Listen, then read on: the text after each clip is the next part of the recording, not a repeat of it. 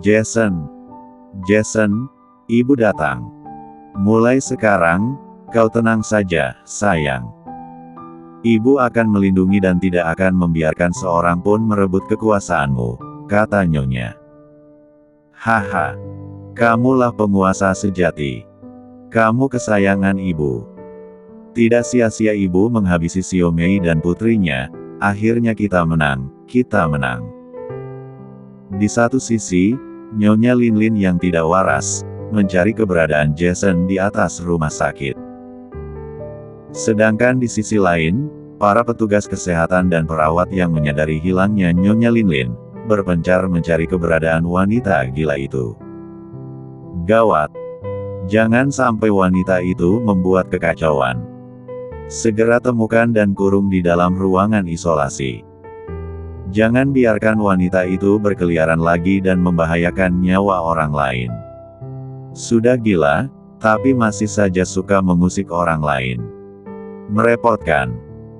Ini bukanlah kali pertamanya Nyonya Linlin pergi dan membuat repot para petugas. Wanita gila itu sudah beberapa kali kabur dari ruangannya antara ingin mencari keberadaan Jason. Dokter, mungkin wanita itu pergi ke atap lagi, ujar salah satu perawat. Mengingat jika Nyonya Linlin pernah kabur ke atap rumah sakit, petugas kesehatan dan perawat pun segera berlari menuju atap gedung tersebut. Namun, saat mereka tiba di atap gedung, Nyonya Linlin sudah berada di tepian. Wanita itu memegang erat hati agar pembatas, sedangkan matanya celingak-celinguk mencari keberadaan Jason. Jason, sayang, kau di mana? Ibu sudah berhasil menyingkirkan Aiden, jerit Nyonya Linlin. Melihat Nyonya Linlin semakin mepet pada pagar pembatas, para petugas kesehatan dan perawat menjadi panik. Mereka pun meneriaki Nyonya Linlin agar menjauh dari tempat tersebut. Namun, Nyonya Linlin malah menjadi takut dan berusaha untuk kabur. Nyonya, menjauh dari sana. Jangan lompat, bahaya.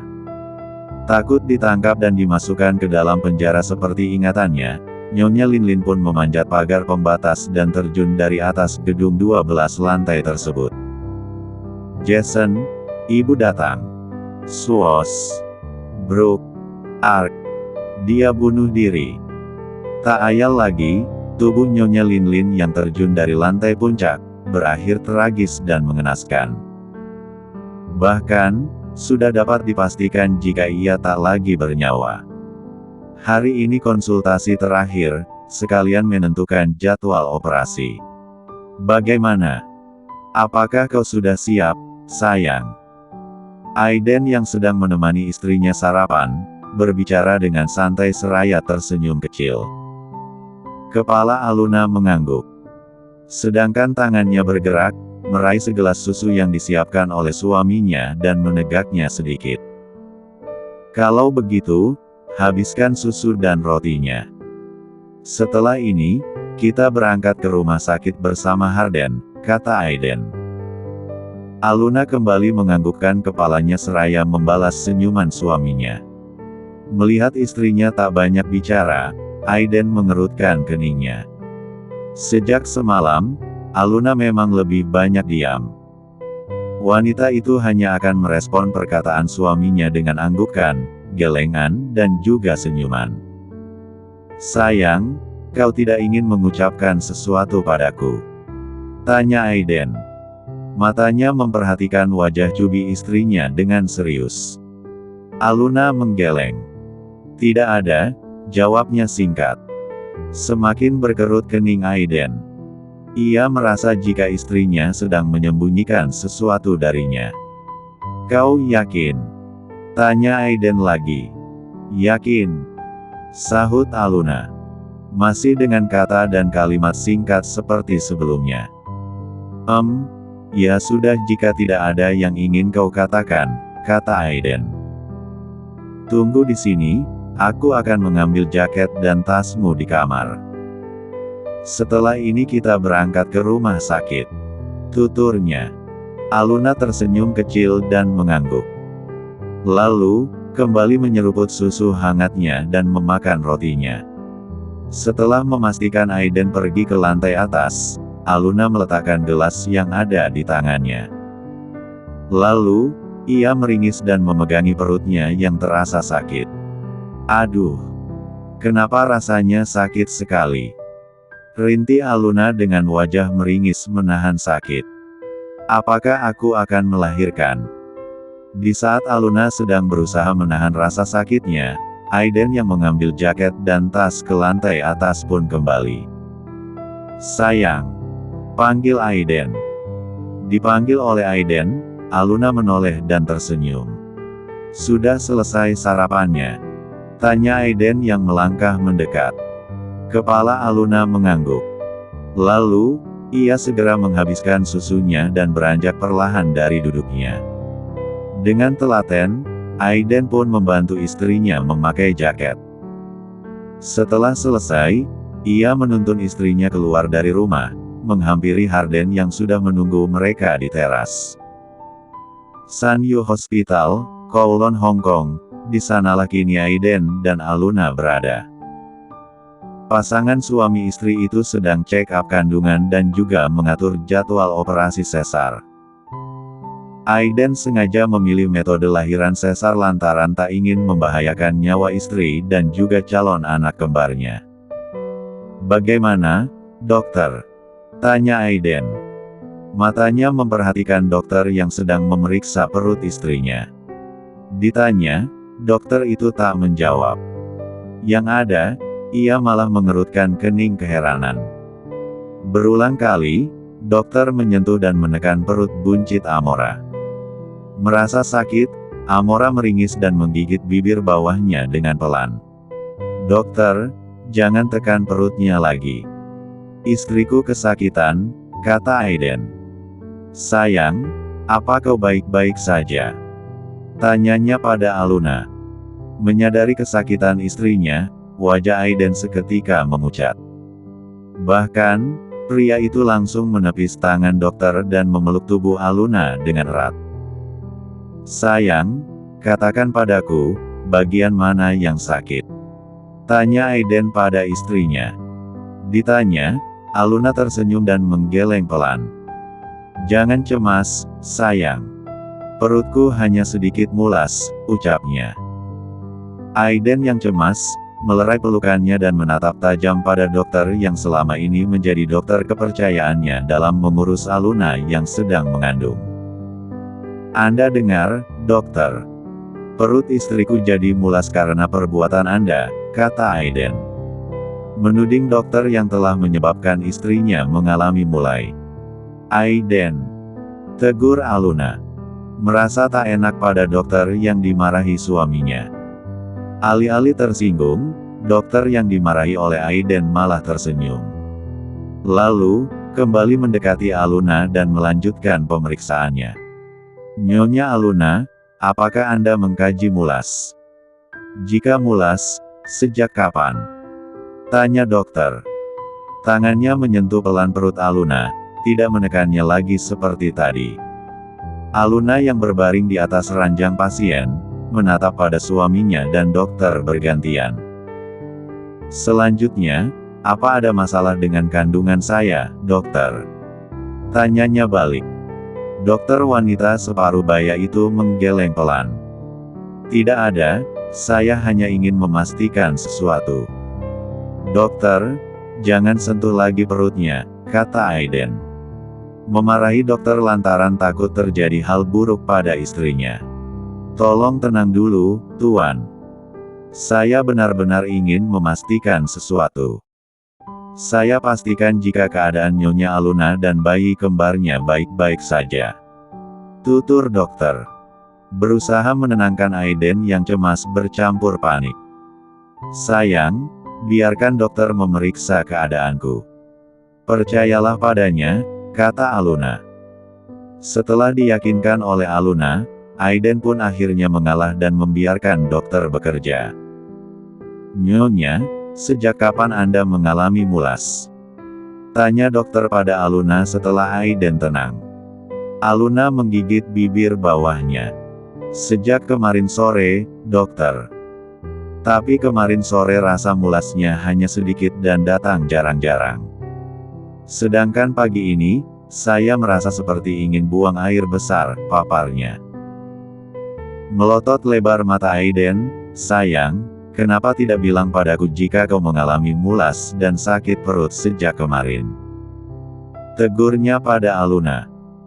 Mendengar teguran Aiden, Aluna menggeliat pelan dan mengusap perut buncitnya yang benar-benar terasa sakit dan mulas. Kau panikan dan heboh seperti ibu-ibu komplek, Aiden.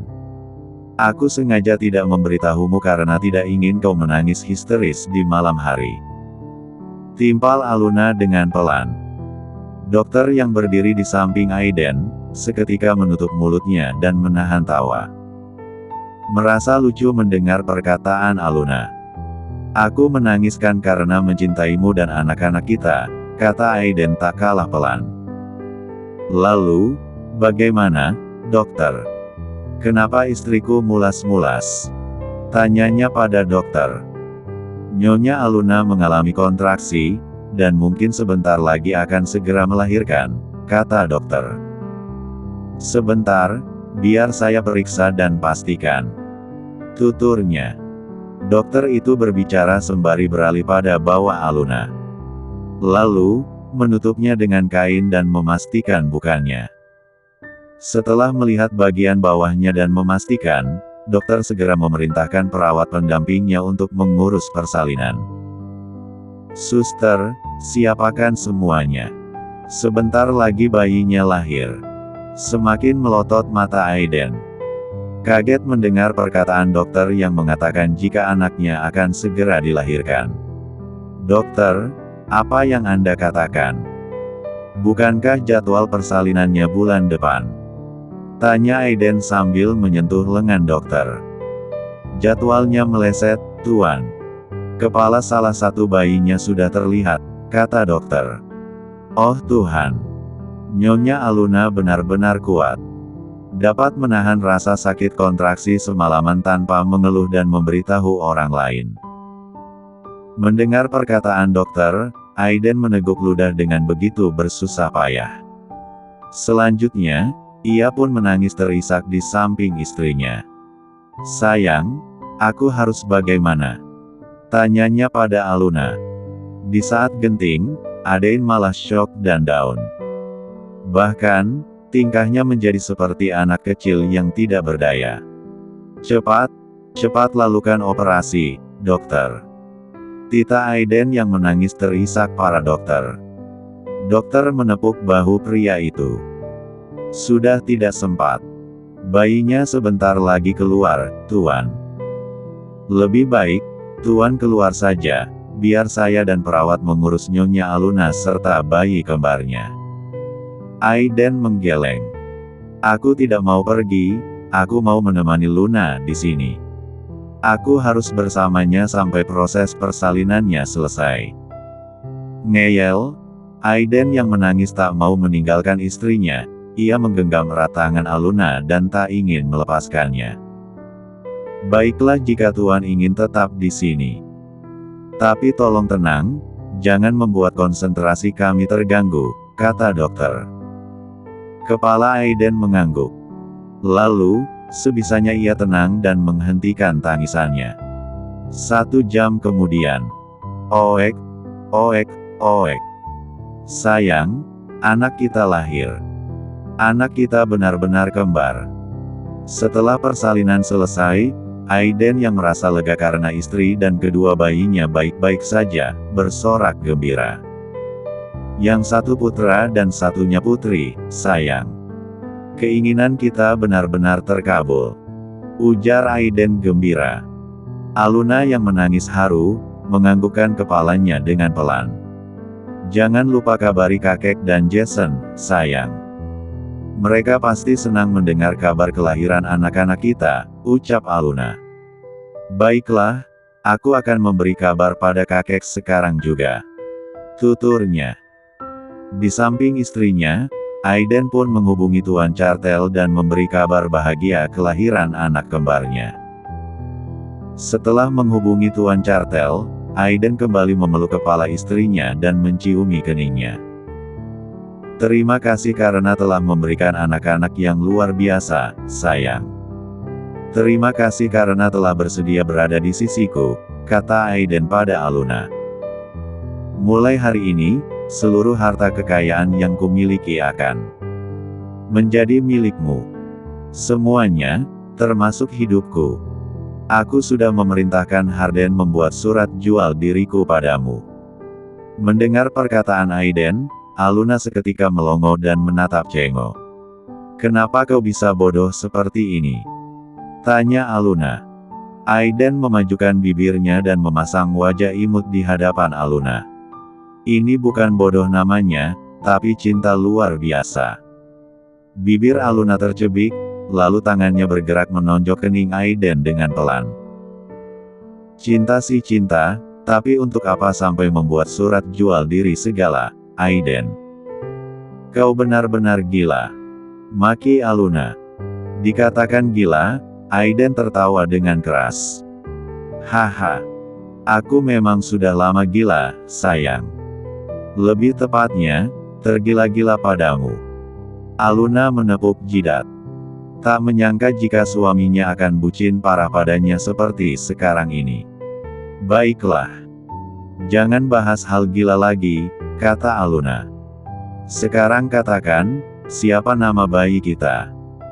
Ditanya nama bayi oleh istrinya, Aiden tersenyum.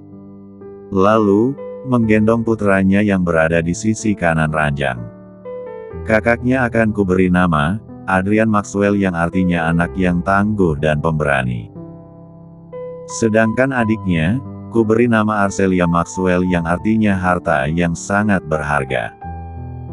Mendengar nama yang diberikan oleh suaminya, Aluna tersenyum bahagia. Tangannya bergerak, menyentuh pipi merah kedua bayinya bergantian. Nama yang bagus dan indah, semoga kelak menjadi saudara yang saling menyayangi dan melindungi, ucap Aluna. Aku, Aiden Maxwell Chartel bersumpah akan mendidik putra dan putriku dengan baik. Aku tidak akan membiarkan terjadi pertumpahan darah seperti generasi sebelumnya.